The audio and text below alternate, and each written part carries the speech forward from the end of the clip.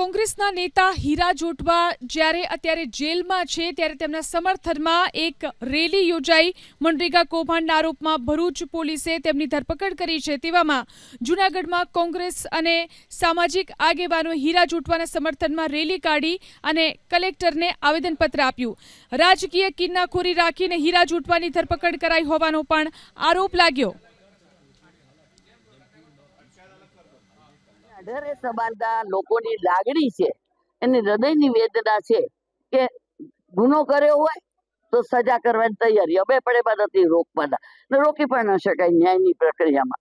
પરંતુ અત્યારે જે પરિસ્થિતિ છે કે એમના ઘર છે તો એમના ઘરની આજુબાજુ 10 ગાડીઓ ફરતી હોય, પછી માનો કે એમના ઘરના ફેમિલી ડિસ્ટર્બ થાય। મનરેગાની જે પ્રક્રિયા છે એમાં જે બીજાનું થાય એ આનું કરો, માત્ર રાજકીય રીતે કે માત્ર કોઈ વ્યક્તિને પાડી નાખવાની ભાવનાથી પ્રક્રિયા ન થવી જોઈએ।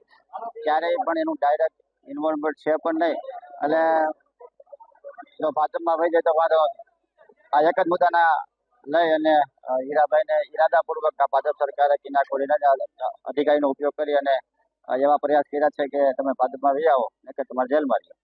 એટલે આવી કિન્નાખોરી અને રાજનીતિના એક ભાગરૂપે એને જેલમાં છોડાવ્યા છે, એને તાત્કાલિક જામીન મળે એવી આજે અમે 18 વર્ષના લોકો અને કાર્યકરો ભાઈઓ બહેનો ભેગા થઈ અને કલેક્ટર સાહેબને આવેદનપત્ર આપ્યું કે તાત્કાલિક હીરાભાઈને ન્યાય મળે જામીન કરવામાં આવે।